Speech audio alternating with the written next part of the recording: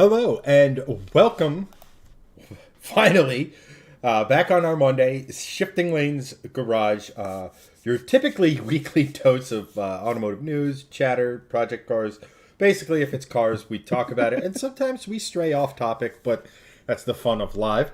I'm Chad. With me, as always, is the Greg. How you doing, buddy? Finally able to speak without gurgling chest annoying disgustingness. Nice. Man, sick for like a month. Now I'm finally back. I'm still coughing. Yes, Crazy. I'll make you feel better.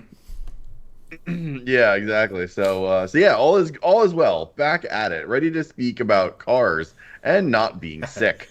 Nice. I love it. Well,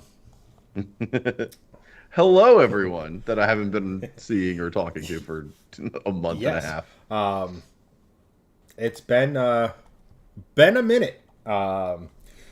Yes. But today we have And there's lots to talk about. yeah. So the upshot to that is that we should be spoiled for choice when it comes to topics for the day. Yeah, for the next like three streams at minimum. At least it should. We should have plenty plenty to talk about. Oh yeah. So let's talk about one of those topics then, Yes, because we have four for tonight. yeah. So Probably can fit five in. I mean, I have like 6 or 7 on standby. Yeah, yeah. So there's quite a bit. Excellent. So first things first, we're going to actually talk about Toyota. Actually, 75% of the scheduled topics are Toyota related tonight, but they're Yeah, but you know what? That's not a bad thing because Toyota is a very exciting company now. Whereas in the mid 2000s, it was like, wow, another Camry that's going to last 300,000 miles and looks like nothing. right. Now it's exciting, which is cool because Toyota was boring for probably 20 years, and now it's not. Right. So we all know and love and or hate and or have opinions of the new Supra. Came out with some power, a 4 and 6 cylinder variant, and then they gave us more power. And then over at Car Scoops, I don't know if they took the pictures, but they sure as shit are taking credit for them. So, but there seems to be a Supra going around the ring that has some That camo looks familiar. camouflaging. And yes, if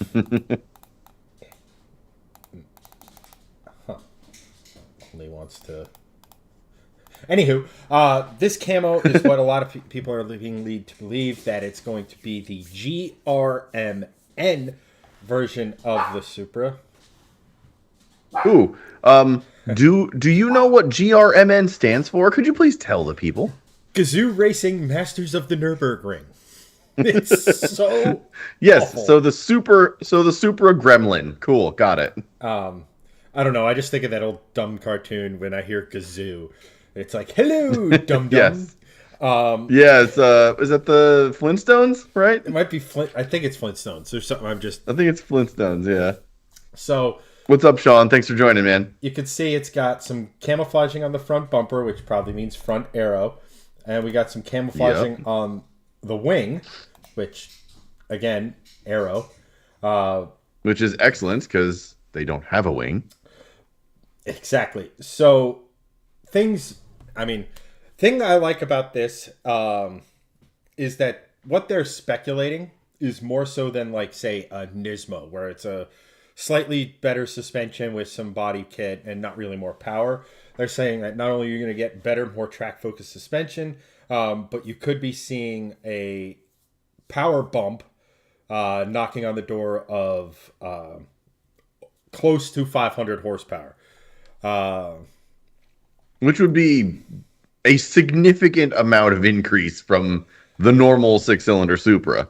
Like we all remember when it came out. What was it, like 330 or something? 325 it said. I forget what it was. It was And like then around like 350, and then they finally gave us the what you call it, yeah, the like but the, actually powerful version of the engine. yeah, but I had always speculated like, I mean, look, we all know it's a BMW engine by now. I think we're past this joke. Well, some people are, some people aren't, but BMW is always famous for underreporting their power numbers. For literally every M that has ever existed, they're like, "Oh yes, it's got 300 horsepower." Meanwhile, some of them are making 400. So they underrate their engines like crazy. So it's not surprising that they did this. But my theory was always, hey, you know, we got the 350 or 340 or however many horsepower it was variant, and then the next year they bumped it to 383, and I'm just like, oh, so that's actually how much it had for in the first place. Yeah. And then they just basically changed the number to be more accurate in the second year of it. But either way, 380 is potent. Close to 500. I mean, I think it says what there. Yes, it's 382 right there in the text, Yeah. and then up above it says 473. So look, 90 horsepower bump from factory, pretty impressive, quite honestly. Usually factories don't do that. Usually it's like, oh, here's an extra 10 or 15, maybe 20 if we're lucky. Right. But an extra 90, pretty damn good. Yeah, I mean it's let me put it to you this way. When we start thinking 500 horsepower track focused edition, now that also makes me believe that this will be pretty stupidly expensive. Oh, for sure. But when I start to hear those types of power figures, I start to think, okay, we are like suddenly for me the horsepower like deficiencies or whatever you want, like not deficiency, but like suddenly the whole fact that it's a BMW engine or some nonsensical stuff like that really just stops mattering to me. Like at that Yeah. power level now, all of a sudden, like you're starting to stray away. It's like Toyota's starting to basically treat this like a project car, right? They're like, Right. like now it's Right. becoming more and more theirs. Like that's not to say like the regular Supra is not potent, but Sure, but it's sort of in the lines of that like K-swapped Corvette we saw like many months ago. It's like, oh, and I know that Chevy would never do that, but it's like, okay, well, now it's like a swapped engine kind of car. And that's sort of to your point, like that's where this is kind of going in that realm, which is cool because it is like almost like an OEM project car in that vein, which is really neat. I think it's very cool to see Toyota sort of pushing the envelope with this platform a little bit before it either gets a refresh or potentially even goes away eventually. right. And I mean, the more it strays away from the Z4, the better. Yeah. Like that's just sound reason and logic. Yeah. So do you think because they're doing this, do you think that there's going to be a Z4M, sort of like the last generation had, that coupe, which everyone kind of seems to love, myself included? I mean, let me put it to you this way: a lot of the engineering's done. It's just Right.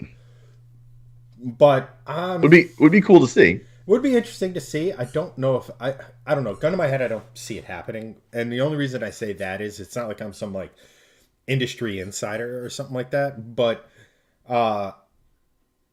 BMW wasn't gonna make another Z4 until Toyota's like, hey, how about we make two of them and split the cost? Right. To me, and like I'd have to really look at the sales numbers because like that old Z4M, like was the Z4M coupe, like was that the last body style or was that like two body styles ago with like the S54? I think you're right. You might be right. I think it was two body styles ago. So like they didn't do it in the last one, I don't think. I don't know. BMW's weird, like with the way they're going with certain stuff and how it's like, Yeah. really the BMW that's the most BMW is the like the 2 Series, and like that looks like it was made with really horrific claymation. Because, like, Yeah, that is not an attractive car. so it's It's tough to say, but like I said, I don't have any real insight as to like what transmission will be behind this. My gut says it'll be the the automatic, just because we're testing at the Nürburgring, and the stopwatch is like, okay, this is faster. You have Germans involved. They're gonna be like, no, but this is faster. It's better. Yeah. You want, and everyone's like, no, you dipshit. We don't drive these exclusively on the racetrack. So like a tenth of a second here and there, or even like half a second here or there, matters little to us. Right. So I'm interested to see where this goes. Just because it's you know, it for the first, I was not excited about this car at all. I'll be blunt. Like the next gen Supra, it's like, okay, it's like, to me it was as great of a car as it might be. It screams of like badge, Yeah.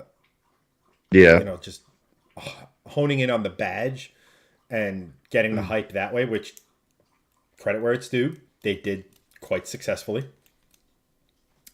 But just real quick, we have Doug. What's going on, man?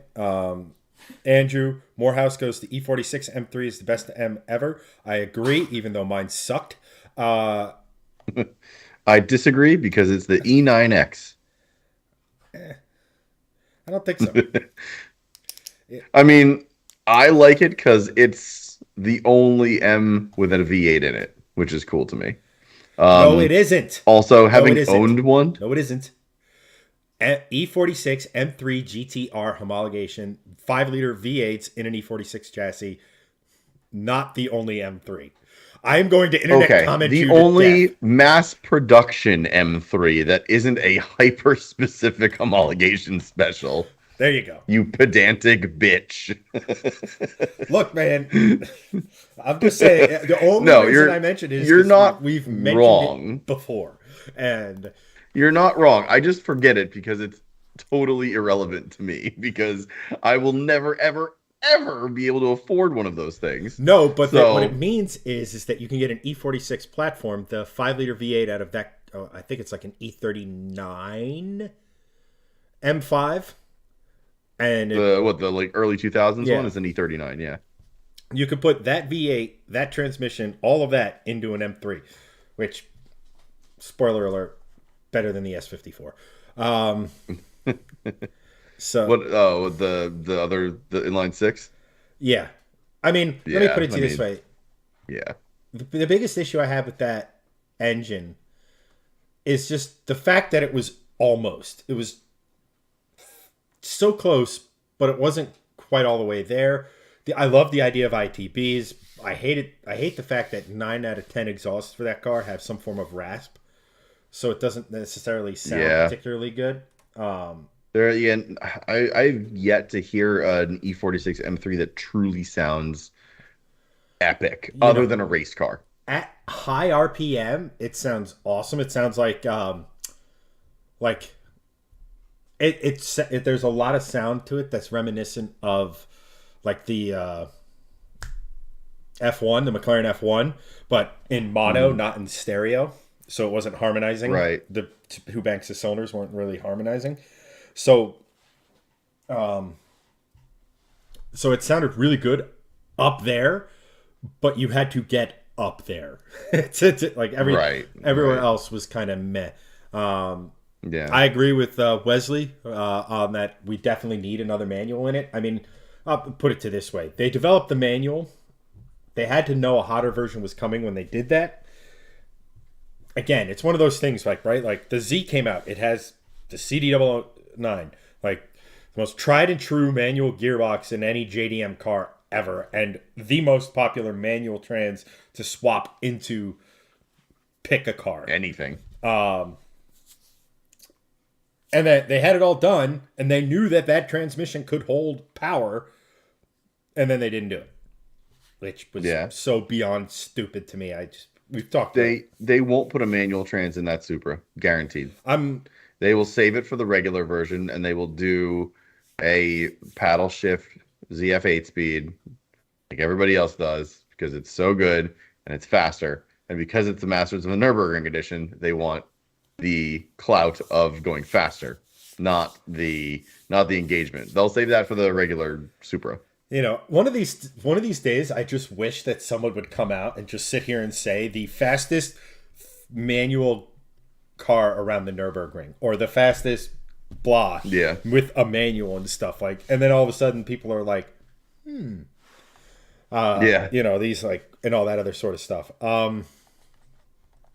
But I mean, like I said, I'll kind of wrap this up here. I try to figure out what the crap my stupid dog is doing.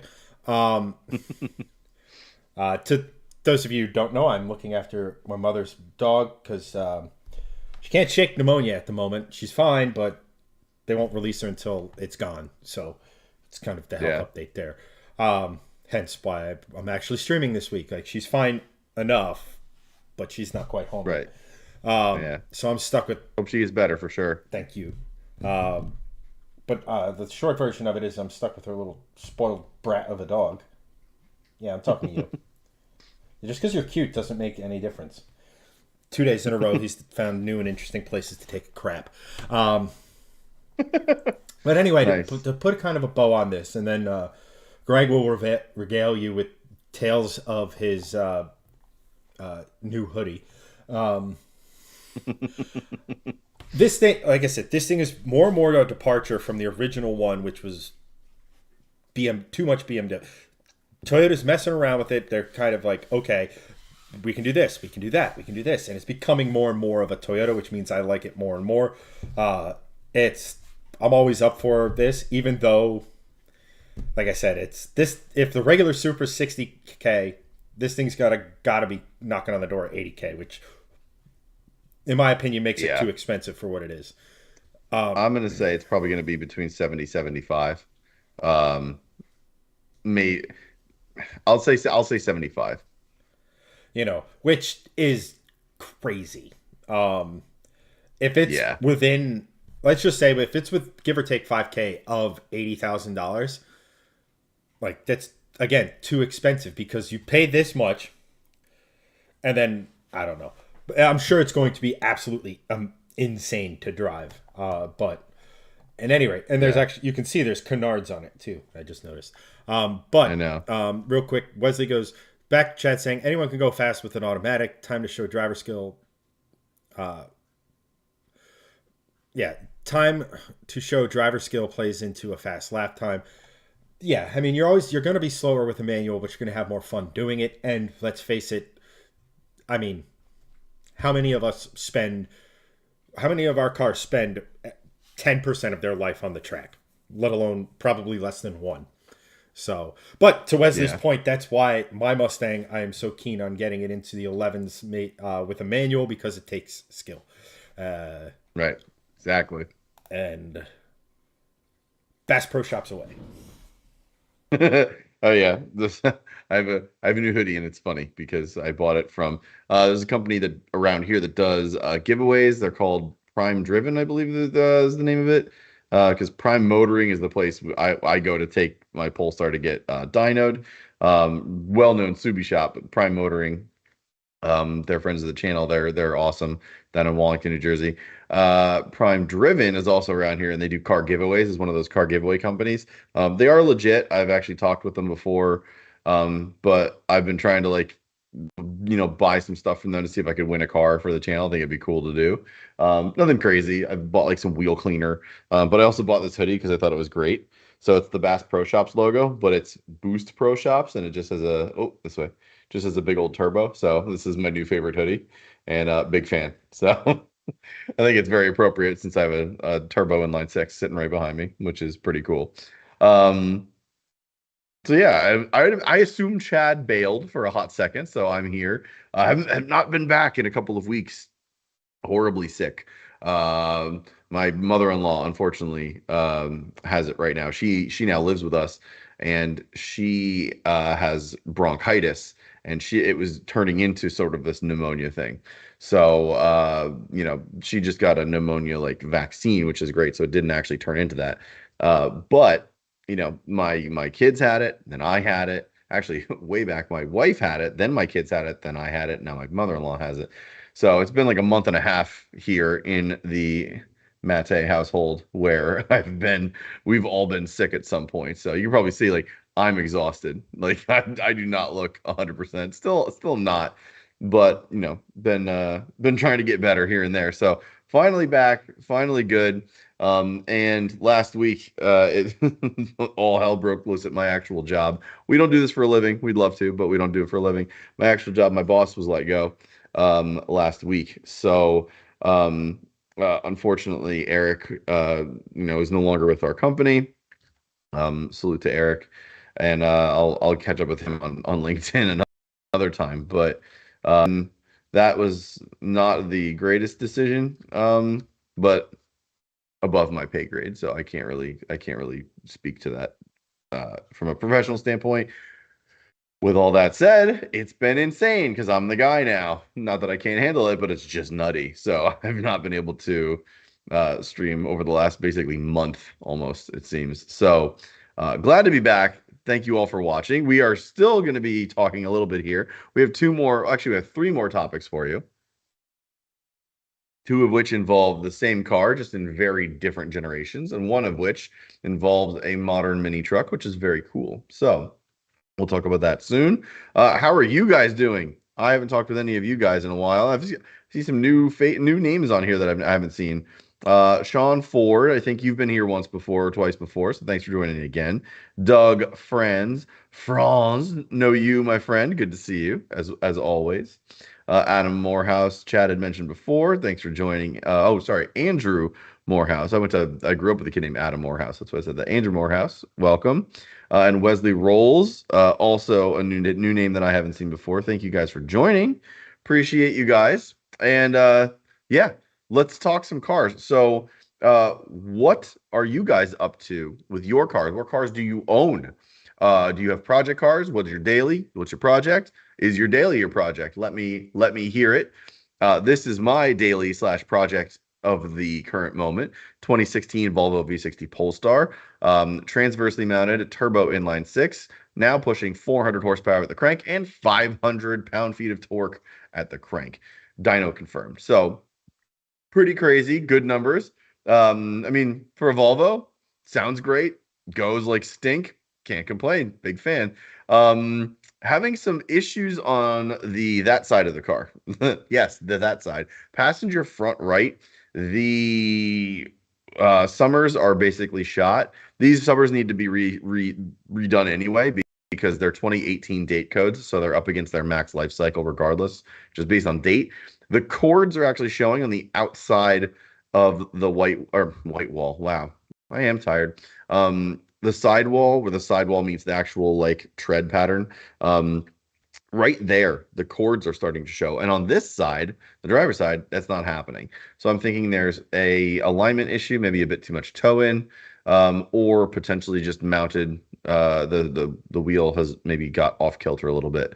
Also getting a vibration under braking, so could be the same. I'm not sure. I have winter tires on order because I need new ones of those. They'll be here tomorrow, and we're going to put those on and see if there's any difference in the vibration between the winter wheels and the summer wheels. If there is, there may be something going on the right-hand side suspension of the car, whether it be a control arm, ball joint, bad alignment, what have you. So we'll figure it out.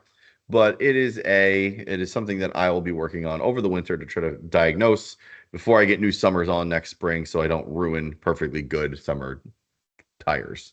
Doug, Polestar brakes are cheap. Yeah, that's funny. The front brakes on this with pads and rotors, I think, are like $2,000 because you can see down here the rotors are quite large. I think it's like 14.2 inches, and they're six pot Brembos up front. So pads and rotors on this thing not cheap. The rears I'm sure are fine, but yeah, not good. Let's see. You guys are starting to talk about your cars. 99 Civic. Wesley, nice. Wesley, what have you done to that Civic? Because Civics can be total clapped out pieces of garbage, or they can be supercar killers. So There's a big wide range with Civics. Andrew has an 82 E24 633 CSI. Damn, that's a very cool car. An 87 E3325, also a very cool car. And an '01 E46 M3, also a very cool car. BMW man, I see. Very nice. As a former M3 owner and as a person that's had BMWs in his family since the early 80s. Good job. Big fan. I'm a big BMW fan. Chad is not, but I like BMWs. Nope. Um, Nope. Nope. Wesley, that one is a clapped out daily. Still is good, man. That thing will run for literally ever. So just keep it running and just keep it on the up and up. A 99 Civic, I feel like, is one of those cars that's like the '01 Camry. They will never die. Keith Richards, some roaches. They'll all be driving in a 91 or late 90s Civic. Yeah, pretty much. Yeah. So Very cool. So, with all that said, Chad is back. Let's talk about our second topic for this evening, which has to do with the same car twice in two very different applications. yes. So if you guys remember, last year Toyota released all these like EV concepts for both the Toyota brand and the Lexus brand. And there was a little left. Yeah, what was it like 10 of them in one shot? Yeah, right? there was like a little Like crazy, almost like VW bus looking thing. There was like yeah. There was like a mini Defender in there. yeah, little mini it was FJ, like the LFA successor, so to speak. Yeah. A mid-sized pickup truck, like an electric taco or something, or what have you. Right. And in it was this little sports car that looked like sort of a mid-engine little sports car, which Toyota, it's MR2. That's where everybody's head went. And it was, the same, possibly electric, blah, blah, blah. Or it was with all these electric cars. So you're like, it's electric. Okay, I'll get maybe I'll get excited. Yeah, it looked cool. But there's a rumor, or a report, I should say, from a Japanese publication called Best Car that is saying that chassis, or what will look very similar to that chassis, is not only coming, but it's coming with internal combustion, and it's going to come with the G16E GTS, which in not Toyota is the 3-cylinder little powerhouse that powers the Corolla, the GR Corolla here, and the GR Yaris elsewhere. Which 300 horsepower, small mid-engine car, and we know that engine is very tunable. People are getting close to 700 horsepower out of them. They're just Which is insane, by the way. Out of 1.6 liters. Over 200 horsepower per cylinder. It's just nuts. Yeah, it's an insane little engine. Now, the same report says that it refutes reports that this same type of concept was going to get original reports had this concept getting a 1-liter Suzuki engine, which I think is kind of cool. Like, imagine a little MR2 powered by a Hayabusa engine, right? Like, that'd be cool. 13,000 RPM redline with that. Right. Like, that sounds pretty dang cool, but this little 3-cylinder, again, it's a little powerhouse. The rub is, and this is what kind of makes me take pause on this report, is that it's supposedly going to be a Japan-only model, which makes no sense at all. I mean, I don't really trust the stuff out of Japan that much. As part of the Subaru community, like, there are always wild rumors coming out about the WRX, the STI, yada yada. The newest WRX, they had I remember the leak from Japan. It had this white, beautiful looking new style WRX, but it was the STI version. It had the painted fenders, it had the big wing. It was awesome looking. I was like, yeah, I can get behind this. And of course that didn't happen because STI came out and said, we're not going to make another car unless it's an EV now. And I'm like, okay, so all of these leaks out of Japan are basically just speculation and renders. The thing that's different about this is like there's a tangible concept behind it. So like this, it's a thing that exists. Like Toyota was like, here, this is the thing. Like there was, it wasn't just a render. They made these things. So they're kind of just there. So I don't know what to kind of believe really. Um, it's one of those things where I'm like, I'm like 90% not believing it, but there is like a 10% sliver of hope kind of So thing. what sort of so like again like number one, if this is a Japan, it makes no sense for it to be a Japan only model because there's going to be, I would argue, magnitudes more demand for something like this outside of Japan. Right? Like, think Yeah. about it. Like the US market, the European market. I mean, it's small 300 horsepower. Like, look at how, like, and if you could price it accordingly, right? Like, and that's, I'm going to get to something about this in a minute. But if you could price it accordingly, like, look at how well that Alpine A110 pig ugly thing has done. And that's not a big engine or what have you. If, or by any stretch, you come in with something that could be quote unquote like maybe 20 grand less or whatever, cheaper. Europe's going to love it. You're going to have some Yeah. pretty It'd significant sell the best in Europe, I'd say. you're going to have some pretty significant demand here in the States, especially. So, again, these are all renders and like people kind of speculating. But if it looks Yeah. something like that, there we go. Like that is very good looking. And that is 100% like, I mean, let me put it this way. Even with a 3-cylinder, I take this over a 718 Boxer 10 out of 10 times just because it looks so much better. Well, you're looking at basically the competitor to the new Lotus Emira. That's what this is. And the new Lotus Emira is gorgeous. Like just flat out gorgeous. The Evora was always like, oh, it needs to be your cup of tea. I always liked it. A lot of people didn't. But like this thing, quite frankly, has supercar looks. Like that looks like a supercar. Yeah. But if it's a small, lightweight, mid-engined, low horsepower, lightweight car, so like 2,800 pounds, 2,700 pounds with a 300 horsepower kicking 3-cylinder in there, I mean, there's literally nothing I just said that's bad. No, and I mean, think about it, right? Like, how much horsepower did the 4C have? Alfie had 227, Yeah. and it was an absolute freaking rocket ship, and a loud one, and it was awesome. I've driven it. It's a phenomenal car. Unfortunately, it's an Alpha and is horrifically unreliable, but it's a phenomenal car. It's 80 got a carbon fiber tub. I mean, come on. It's sick.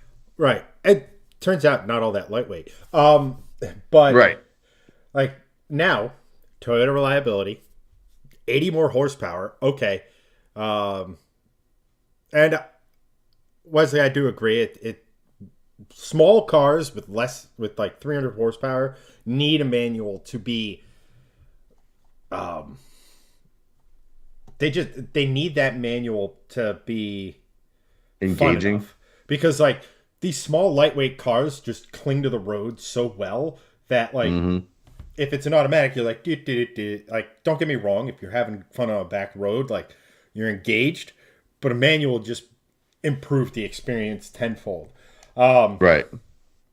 I could also see this with like the 300 horsepower 3-cylinder and like a mild hybrid system, sort of like what a BMW did with the i8, because they had a 3-cylinder in that, and that's a great car too.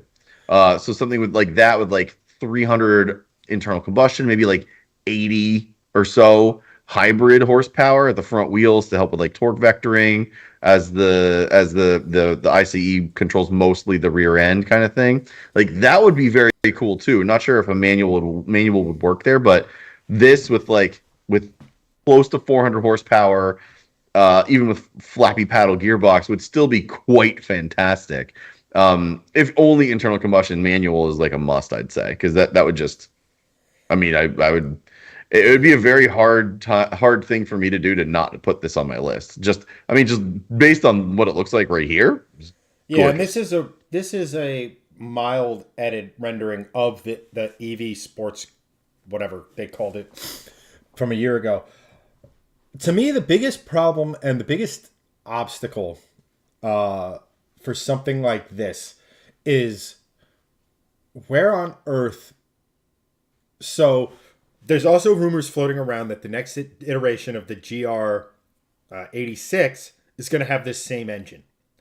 Uh, and hopefully it kind of stays in its current price bracket. But like, Yeah. if you have the Corolla, or if you have the 86, you have the Corolla, you have this, and you have the Supra. At which point, where does this? I understand if you walk in looking for this, you're probably not cross shopping it with like any of the other cars. But if it's but performance wise, the engine, the experience, and stuff like so, like if it's a so number one, mid engine layout, basically to, and I'm not an engineer, but the simple fact is you could take the subframe out of the Corolla, plop it in the back here, make some minor tweaks, and you have mid-engine. Now, again, you have to figure out shift linkages, but they're Toyota, not a guy in a garage, right? Like they're gonna figure it out. My biggest thing is that number one, that would make Toyota arguably the most exciting car brand on the world. Like normal car brand. I'm not talking about your Ferraris, your Lambos, Porsches, etc. But Cool. like, would this something like this cannibal like so if you price it, if it's on the higher end of things, would it cannibalize Super sales? If it's on the lower side of things, would it cannibalize 86 sales? And is it one of those things where it's like, okay, we're plopping it in this price point, now we're going to lose maybe the Corolla, or maybe we're going to lose the 86. Although I can't imagine minute like maybe the MR2 has always been relatively affordable. But that's my concern. It's like when you have so many cars utilizing the same engine. So, like, let's just say the 86 gets this engine. Well, if the engine's such a huge part of the experience, and if the 86 is 10, 15, $20,000 cheaper, what is this bringing to, apart from the fact that it is stunningly gorgeous? Or let's just say maybe this is the next 86, right? Like maybe they just So ditch the 86 and the MR2 replaces it. yeah, maybe. What's up, Steve? Thanks for joining, brother. Good to see you. Um, I don't think this replaces anything. This is something. And Steve, to answer your question, we're talking about the new MR2. This is not the new MR2, but there's been renderings out there, including this one, about a potential MR2 return. Ever since Toyota last year did that reveal with like all those like crazy concept cars, with like, some of them were EV, some of them weren't apparently, but there's rumors out of Japan saying that there's a new MR2 coming, and this could potentially be it with internal combustion.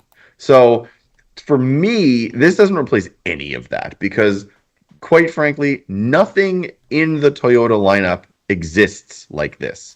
There's no mid-engine car. There's no low production sports car. The Supra is high production sports car. Like, it's also front engine. The 86 is front engine. Like, this is not something that is, this is not something. Chad, what's happening? Oh, right. I always forget. Like, or going into infinity screen. Yeah. This is not something that Toyota makes. Period. This doesn't replace anything. It slots into its own niche. It's going to be a low production, in my opinion, and low meaning like sub 2,000 units per year, and potentially mid to high cost car. Um, because people that are buying the 86 and the Supra are looking for enthusiast daily drivers. There's nothing about this car that screams daily driver, nor would it ever be. This is like a second or third or fourth car for most people. So I think that this is going to be Toyota's sort of if it does come to fruition, it's going to be Toyota's sort of first modern foray into specialized sports car building because they don't have this right now. Like this is their shot at the Porsche 718 and the Lotus of Emira. Like that's what I think. Yeah, well, I understand all of that, but like if you go back, so here's the thing: is it more? It's an MR2 to get people our age. Let's face it, who are in their late 30s, early 40s, who remember the MR2 of yesteryear, and they're like, "Ooh, I want a new one." But I'm also in my 40s, so let's have, Right. like, so it's an MR2 that's a little bit more like, I mean, who the hell knows? I mean, the thing of it is that, well, if Toyota were to have a hot hatch Miata competitor in the 86, this and the Supra, like, whew, that's a lineup. And we haven't even talked about like the tacos and like their off road, like the Forerunner that we looked at, Right. like all this Yeah. other sort of stuff. Like that is the Land Cruiser, which we've talked about. It's a hell of a lineup from Toyota, and like like I honestly think that this thing shouldn't. It should be priced. I forget who said it. Wesley in chatter was have you. It says it was an affordable mid-engine sports car. I think it kind of needs to sit in that vein. Otherwise, it's like, what are you driving? Ooh, what is that? Toyota. Like, I hate to say it, but brand snobbery exists. And again, like, it's got to be priced in such a way because, like, in my head, like the 4C's biggest downfall was, yeah, it's all carbon fiber, 4-cylinder, yawn. Like, it's a Yeah. brilliant piece of engineering, let's just say. But like, even though this thing makes a pretty excellent noise, it makes a ton of power. You can tune the living crap out of them. Like, there's a lot of good about this engine. At the end of the day, it's a 3-cylinder, and I think that also had a large part in the death of the i8. Which, the more and more I look at the i8, the more and more I like the looks of it. I Yeah, me too. and but is so let's just say you take that, you have a hybridization like we talked about, all that stuff. Now we're sitting here and we're talking about some level of performance that's pretty insane. It, like I said, if they just keep it simple, aluminum construction, don't go crazy with carbon fiber, any of that stuff, make it simple. Lotus has shown that you can get crazy lightweight with like extruded aluminum and certain bonding techniques and stuff. I'm not saying that they should go Right. that far. It's got to be, not only does it have to be lightweight using like not so exotic materials, but it also has to be have the ability to be put together relatively easy. So, Right. but because I mean, let me put it to you this way: if you sat here and told me that this was getting I don't know, like the 2UR, let's just say for poops and giggles, I like, mean, and had a Lexus badge, okay, let's do some well, I mean, talking. there's the new LFA, basically. You know, That's just the update at that point. like that's one thing, right? Like then you can command a pretty hefty price tag because it already has this exterior. And again, this is a render, but it's pretty dang close to the uh What Toyota like unveiled, basically. yeah, so like um let's see if I can find it. Let's see if I can find it with, there we go. So like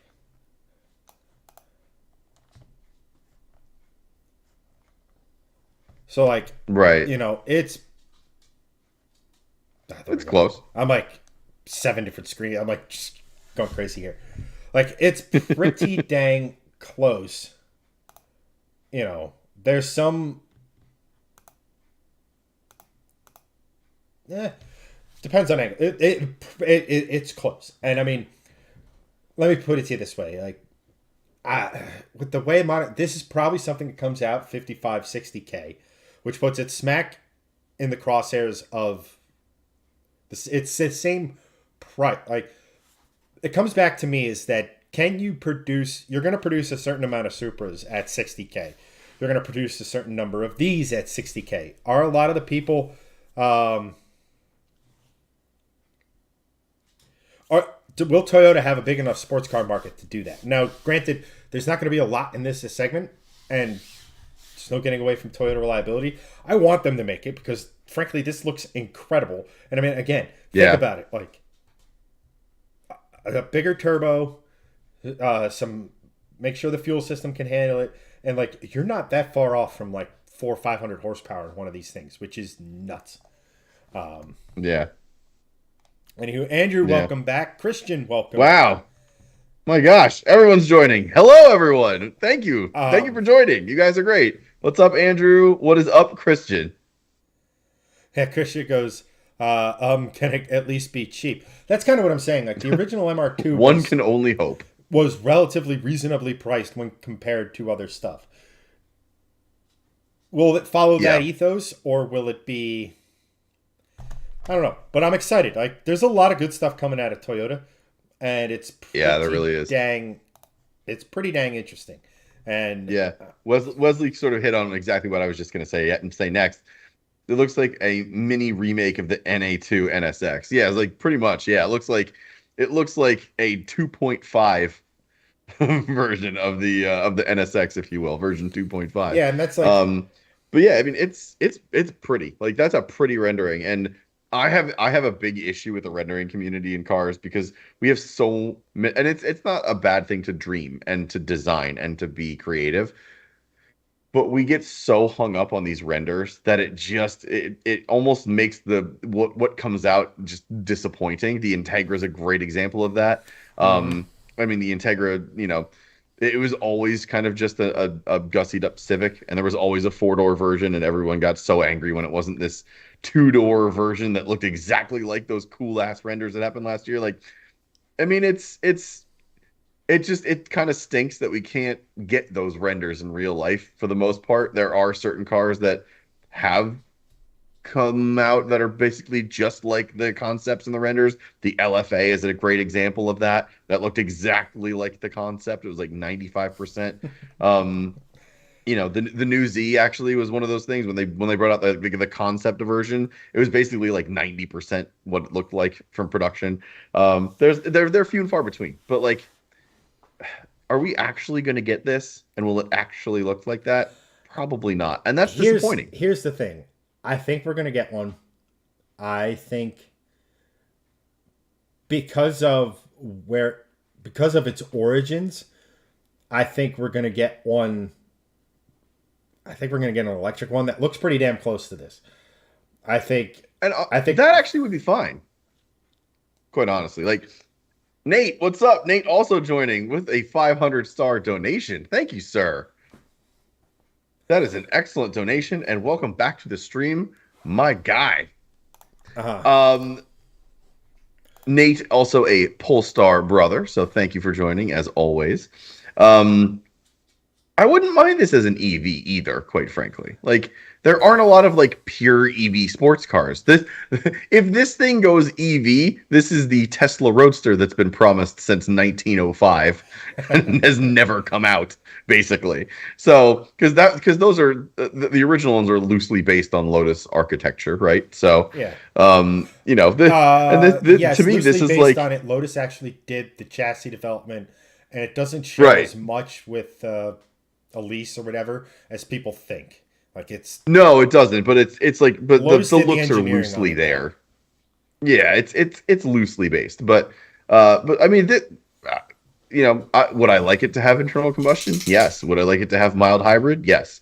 Would I rather it be EV? No. I would much rather have this thing be internal combustion. But I also don't mind an EV because a sort of like mid-ship EV sports car does not exist in this sort of capacity right now, which I think would be very cool.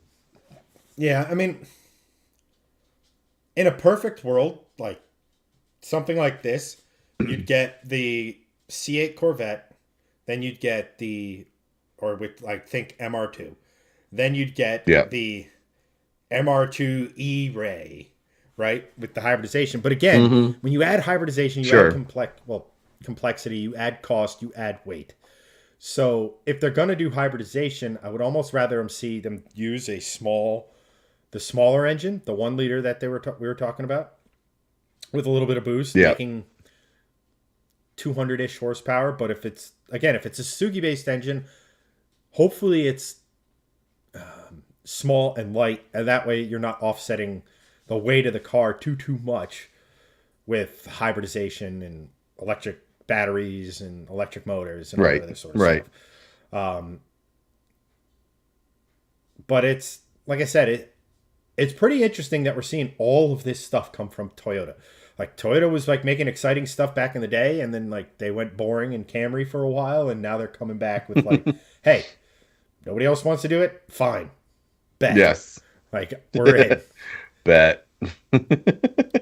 So, and Andrew goes, everything new will be hybrid or EV. Like I said, I can see a world where this is an EV. I can see this world where it's a hybrid or what have you. I honestly think the best of both world option is if it is a hybrid. Yeah, Just probably.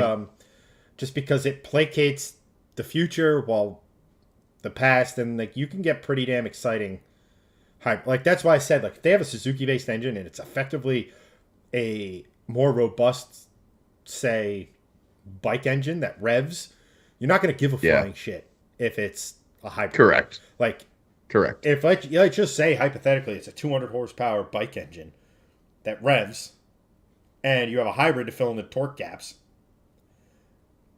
Yeah, and quite frankly, if you have a 400 horsepower hybrid mid-engine sports car in your garage, are you really going to be complaining that much? And if you are, reevaluate your life because I mean, nobody. that's nobody, a pretty I get they're stellar on thing other to ends have of in your garage. I know they're on a higher end of the spectrum of what we're talking about, but nobody seemed to give a crap about the P1, the LaFerrari, and the 918.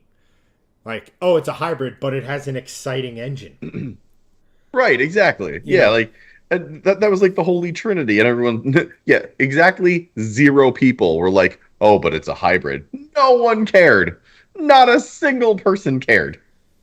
yeah. Everyone So was like, like, "These are amazing."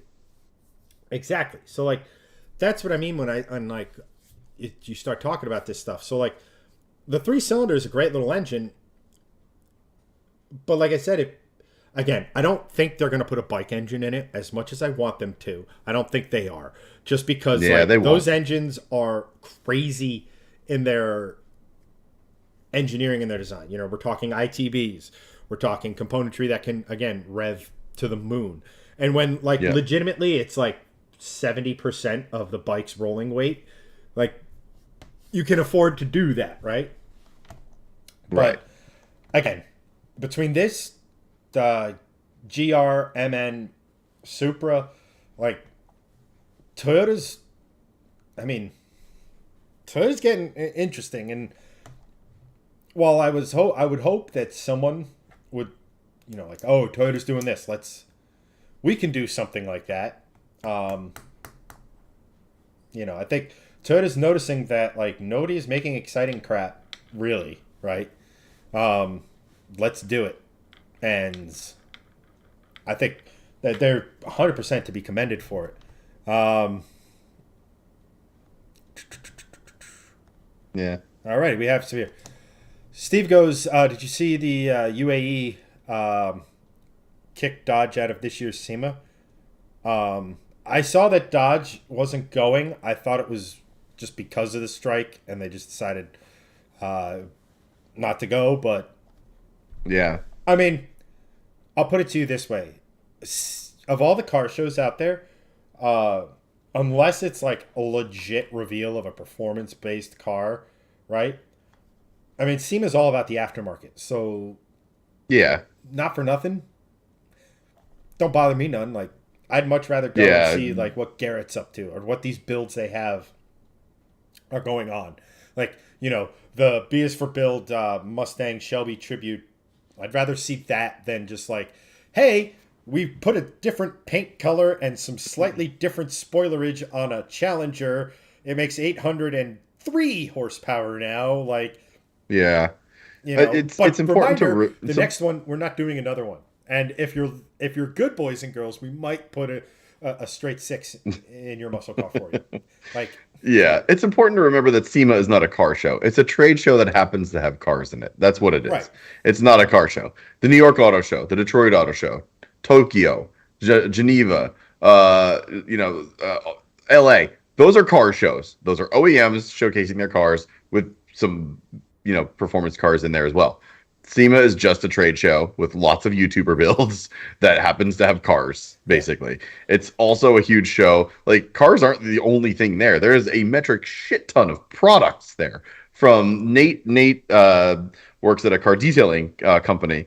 The amount of detailing products and booths and things that are actually showcased there it is mind numbing. I've never been, but I've done the virtual walkthroughs and I've looked at all the products and stuff that you could potentially see there. Like, it's insane. It's huge.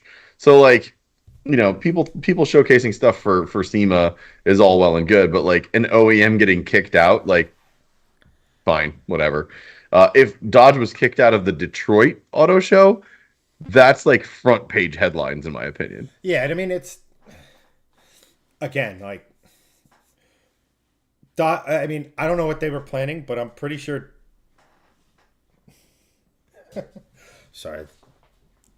What are you doing, dog? Um, like, like I guarantee you, what. Out of context, that could have been so bad. It's like, what are you doing? No, don't stop. Let's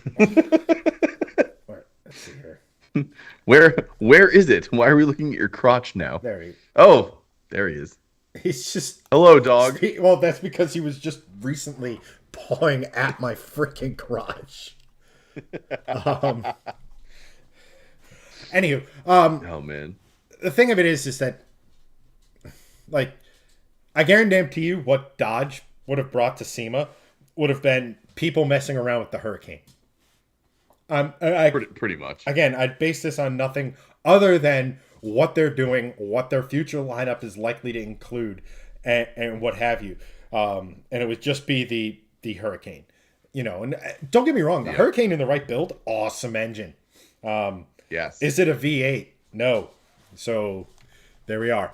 All right. Doug, thank you for the 100 stars, my friend, for a dog treat for Chad. I appreciate that. I don't know what he's doing. I'm sorry, Greg. I gotta. What do you want? I'll be right back, Greg. I can tell. It's fine. So let's keep talking about this MR2 concept because to me, I want to see this thing happen. And I know you guys do too, because as we all know, like, everything's kind of going the way of like EVs. There's less performance cars. I will caveat it with this, and if you don't follow him on Instagram, please do. Jason Camisa, who is a very famous automotive journalist, he is wildly knowledgeable about cars, and he does so much stuff, especially his work on Haggerty right now, which, if you're not watching Haggerty's YouTube channel, please go watch it, because some of the stuff that they do, and specifically he does, is phenomenal. He does like the drag race replays, he does a lot of performance stuff, and it's very, very cool. He just drove the Lucid Air, I think Sapphire is what it's called. It's like the upgraded. It's like the Tesla P100D of Lucid. He said it's arguably the best car he's ever driven, period. And he has driven a shit ton of cars.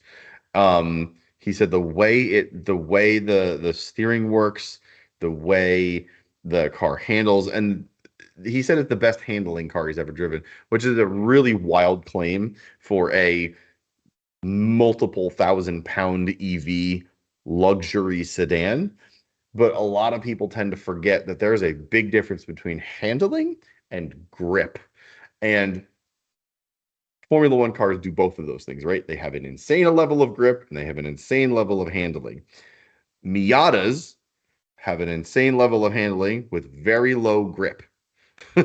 So the way to sort of, put this in your head is you have a 5,000-6,000 pound luxury EV, which is not a platform that is going to be handling very well.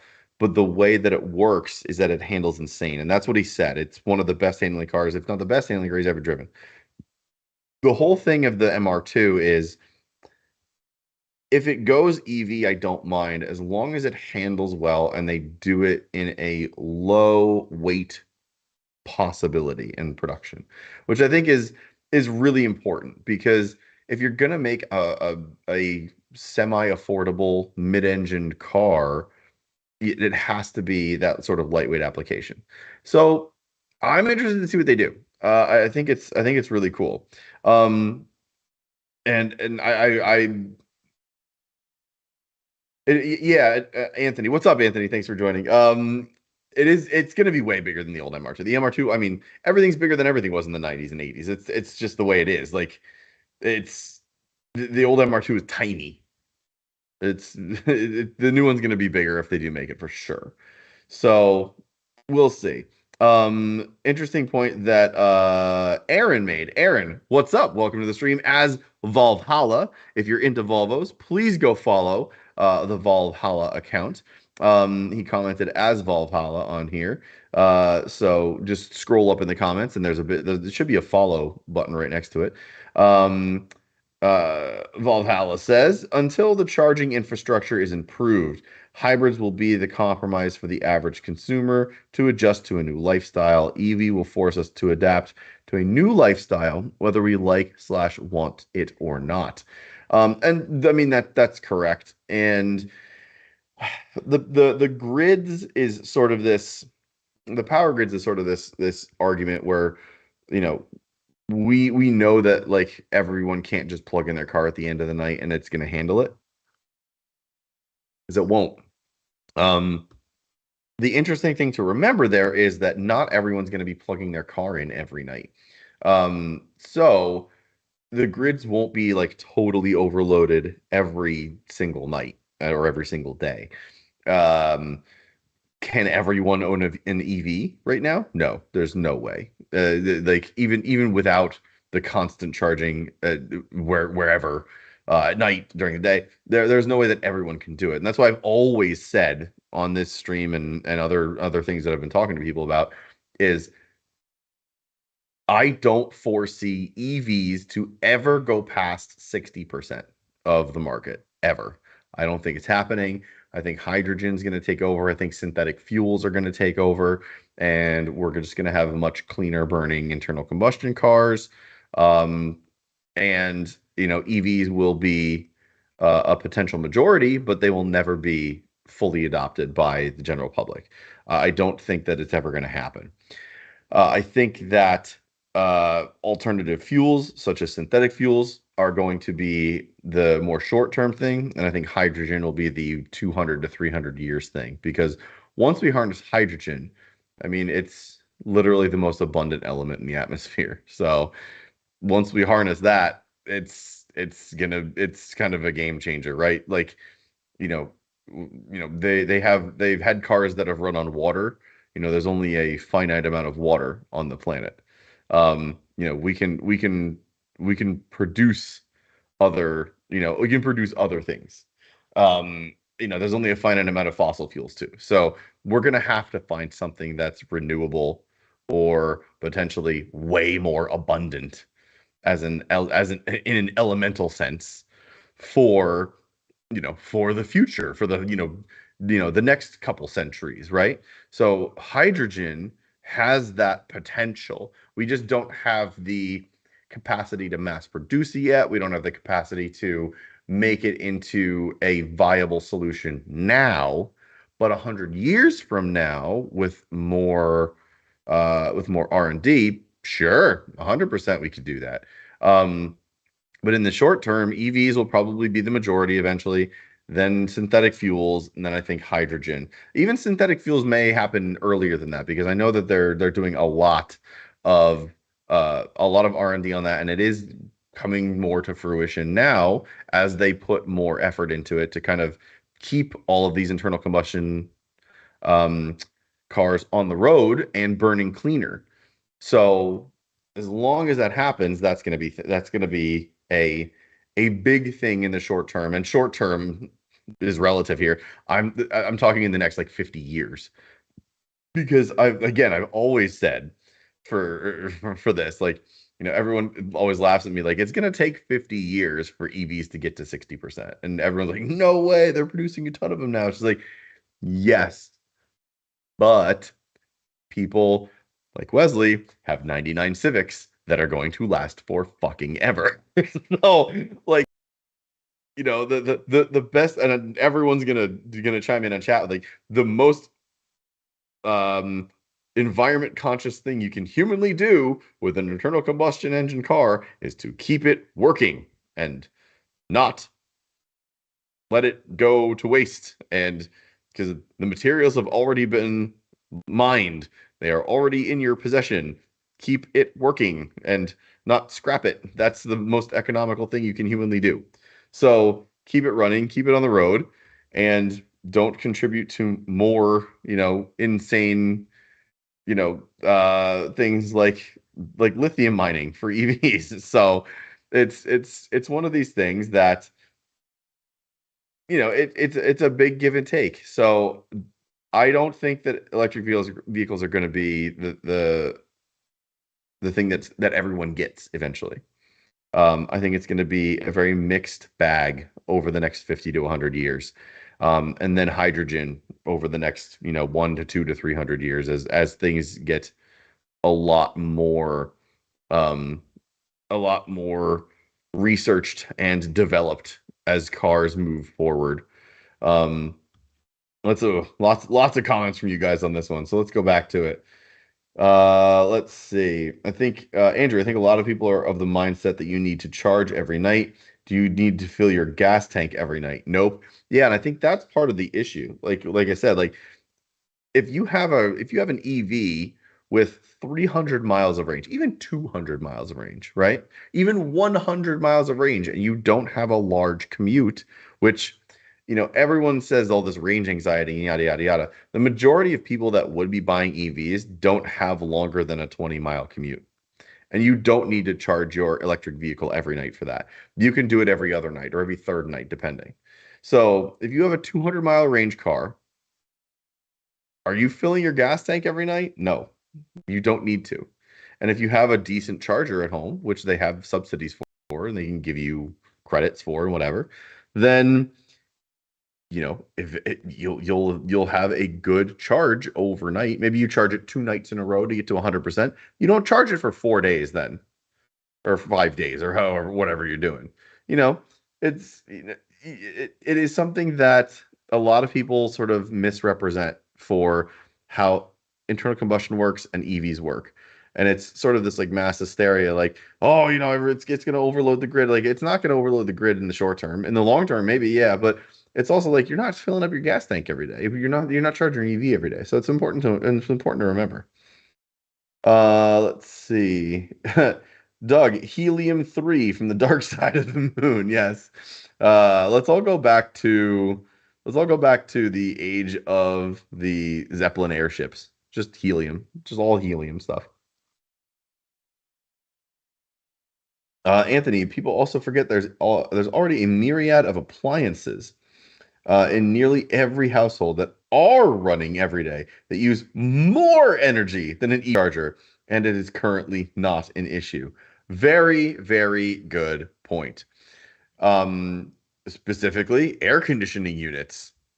Huge electrical draw that is used for 9 months of the year in some places, i.e., Arizona, New And Mexico, Texas. in those places they're prone to brownouts too.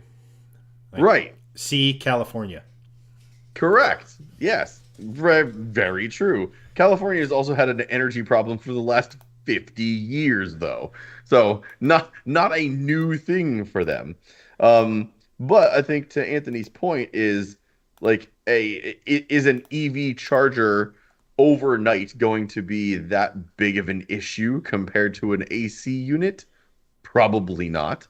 However, will your house be able to handle both an EV charger and an AC unit overnight? Maybe, because you're not running everything at night, like lights, rooms, whatever, yada yada yada. Wait, Um, either Tell way, me what a you have an electrical room that runs during the day. Please elaborate. and well, I'm just like fucking just with you. just all the shit. I mean, think about the kitchen. There's the refrigerator that's constantly on. There are all the clocks that are always on. There's, lights that could potentially be on, night lights, regular lights, whatever. It's just a lot. I don't know. Andrew, oh, where'd that go? Hydrogen is a tough sell for the masses. Hydrogen equals boom. Yes, also correct. The masses also don't know a goddamn thing about hydrogen as a fuel.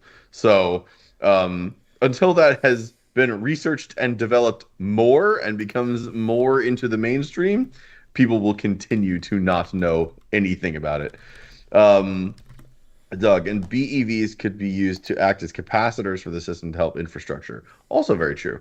Very good point. So, whenever we were on last, it's been a week, so I don't remember exactly. Um, but I did dig into it a little bit, and while charging, on average, an EV charging station is going to be in the neighborhood of 7 to 7,500 watts. Right. So here's the thing of it, right? Like at the end of the day, if everybody then in turn, regardless of time of year, adds air conditioning or a magnitude of that to the draw, right? In addition to everything they already use, like some areas, not going to be a problem. Where we live, not well. Where I live, it could potentially be an issue, just because of but where you live, Greg, like population density is going to play a factor in it, and like Right. in rural areas where EV adaptation might not be as high as say in so it's a catch-22, right? In rural areas, you need more range, therefore your adoption rate, I'm sorry, of EV is going to be lower, but it's more well suited to charging as opposed to the city, which again makes EV makes a little bit more sense just because the distances traveled aren't that great, but its Right. ability to facilitate a certain number of it. And like we talked about this the other night, and that is like if you're in an apartment complex, and let's say that apartment complex decides it wants to draw in those yuppie types with money, but champion for planet Earth. They're like, fine, included in your rent, EV charging station. Well, who's going to pay for it? Is it everyone? Because like if I have an internal combustion car and my apartment complex does that, it's like you can go fuck yourself. I'm not paying for, you know, Baron von Yeah. Treehugger over here to charge their car every day, unless they give me like $100 a week for gas. Like, you know what I Right. mean? Like, Yeah.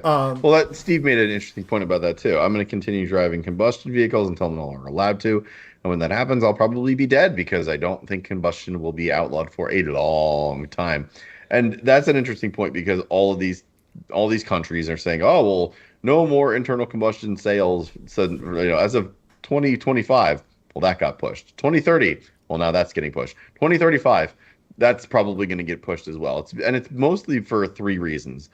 One, it's really expensive to make EVs. Two, these companies are starting to realize that. And three, there are way too many internal combustion vehicles to just take them off the road. Like, there's no way that's going to happen because people need to get around. And it's more those energy cars are efficient going to to last keep 20, 30 more years it's more energy minimum. efficient to keep stuff that's already been engineered, already gone Right. through a energy draw to be produced. It's just like if it's more cost effective to keep your old car running to a point, Steve's Jeep notwithstanding. Oh, that's gone now. Well, duh. But generally speaking, if you just regular upkeep, it's more. Right. Here's the thing, and I want to pivot because you mentioned it a minute ago. Is the fact that until like until you're able to convince the average white collar individual that they can go on their vacation to, let's say you live up here and you're going down to Myrtle Beach, the Outer Banks, Hilton Head, until you convince them that the car can do it on one charge without stopping, or there's a method of refueling that isn't demonstrative. And I'm not talking like maybe it's a minute or two longer than it is now, but no more than that. Until you're able to convince people, the adaptation rate of EVs is going to plateau. It just is. Yeah.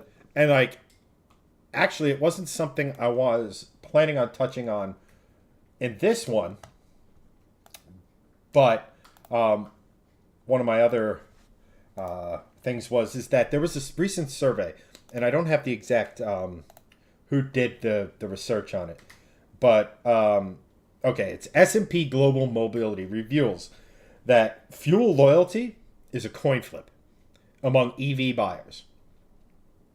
So what that means is that people who currently own EVs are roughly 50%. 50% could go back to ICE, internal combustion, with their next car. It has absolutely, like, so will that percentage, like, it's not that they are going to, it's that they would be willing to. So that just goes along with, we're going to plateau with EV sales at some point, whether it's one in every 4 cars, one in every 3, or what have you. At some point, under the current way it's set up, it's going to plateau. But we have we have very little EV infrastructure set up. We have, just on your commute, you might, because you might have to go into a more populated area where there might be a Starbucks with a charging station or some whatever. The vast majority of it is, if you go on a road trip, there's no real network other than, what is it? Go America Max. EV or something like that, or the Tesla Yeah. Oh, network, yeah. Yeah. And or what have you. So like the infrastructure from a simple, just replacing EV refueling stations with what we have now is not there. And again, we're not going to have adaptation plateau until that once a year trip is fulfilled in one charge. That is completely irrational, but is the one thing whenever you bring up EV and range and everything like that, people are sitting here and they say, oh, I used to be able to go from here to Myrtle Beach in X amount of hours. Now it's a 2-day trip. Is that you don't look at, let's just say, you don't go into a dealership. Like, you're not buying your next car thinking, well, the next time we drive to Maine once or twice a year, like, it's a thought, Right. but it's a would like, not a must have. Right. I think that's a really interesting point, and that's something that I sort of now I try to prescribe to the opposite of this mentality. Like, we as a society, with a lot of our purchases, cars being an extremely good example of it, we always seem to now go towards, as consumers, the what if scenarios and purchase based on those. So, all-wheel drive is a really good example of this. Everyone has now adopted all-wheel drive as like the most of the basic cars you're going to get are either front-wheel drive or all-wheel drive. More and more are becoming all-wheel drive now because it's cheaper to make all-wheel drive cars now. There are better systems out there. You can use like EVs and hybrids and stuff for torque. Too. Right. You make more But crossovers, you're going to make more all-wheel drive systems, which drives the price of it down. Sure. But my point being is, do you need those cars to have all-wheel drive systems? And the answer is no. None of them have to. Because what people don't understand is the whole thing of all-wheel drive is, oh, it's better suited for traction on the road. It's really not. It has everything to do with the tires that are contacting the road as opposed to the drive system. I will take a rear-wheel drive car with snow tires than an all-wheel drive car in all seasons every single day of the week in any snowstorm or any ice storm that has ever graced this earth. Ever. Literally ever. And that's just how it works. But people buy the all-wheel drive system with the all-season tires because they think that potentially they might need more traction in rain and or snow, and they've been led to believe that that's a better system for them. It's not. It just isn't. It's what's contacting the road. It always has been and it always will be, but people don't understand that because people don't understand cars, mostly because most consumers are dumb. But it's the same thing with a lot of this other stuff, like we always buy for the what ifs. We never buy for the day to day. And cars are a great example of that. So, what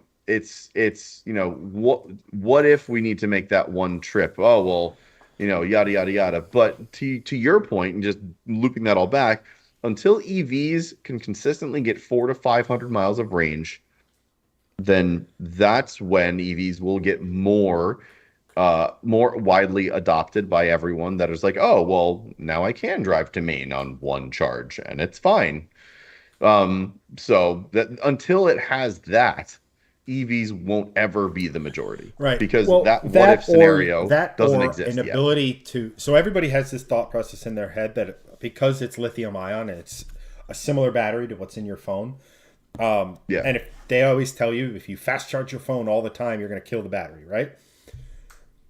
Until there's a way that, again, the refueling time. I don't think people have a problem with range because let's face it, like in your cars, you're going to get maybe 300 to 400 miles out of a tank if you're driving on the highway, right? And then you go and you refuel. It's not the fact that you can't go 1,000 miles on one tank of gas, right? It's the fact that when you're done with that tank of gas, you have a readily available source that you can go to, and in 5 to 10 minutes, you're back on the road. Yeah. And you with kids, even, I would even sit here and say is that you use refueling stops to grab a bite to eat, to stretch your legs, all this other things, right? So if we're just looking at it as the family unit, right? Let's say that's a 20-minute, half-hour stop. If they need to get that to like 15 to 20 minutes, you're refueled.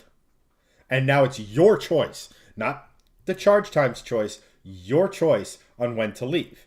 And one of those two things. So like solid state battery technology is, we've talked about it before, it's more energy dense. So let's just say there's a battery that takes up X volume and you have 300 miles of range.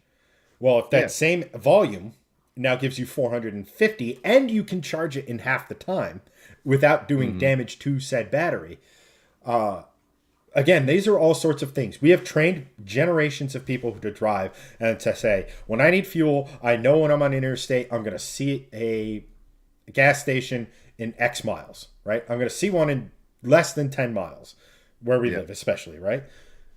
People are trained for that convenience. It's the same thing as if you took any normal convenience away from someone, right? Like, people don't want to backtrack, nor should they, by the way. And that's the biggest hangup with electric vehicles. And every single, I've talked to people who literally drive maybe 100 miles in a week, and told them that you are ideally suited for an electric vehicle. I'm not saying you have to get one. I'm saying you are ideally suited for it. They're like, yeah, but I like to go down to North Carolina once a year, and it's insanity. Right. You understand that for the price that you would, so with the way rebates and stuff, like Doug can shed more light on it and what have you, with the rebates and stuff on electric vehicles and stuff like that now, it's more cost effective to just rent a car and drive it down. Right. Yeah. But it's not. We had this conversation the last time we got together. We were talking about someone was on stream, I forget his name, but had a Nissan Versa. Or not a Versa, the Leaf. It was a Nissan Leaf. And they have like 100 to 120 miles of range or whatever. And I'm like, man, you know what? That sounds really good for my life because all I do is pick up my kids and go to the grocery store. Like, I work at home. Like, I am very much ideally suited for an EV daily driver. But do I choose to drive one? Hell no. I want big, loud, screaming inline six in my face because why not? But my use case is extremely relevant for that particular point. Right. And I think this kind of piggybacks off of one of Anthony's comments. He goes, Chad, you're right. The plateau will correlate directly with consumer choice.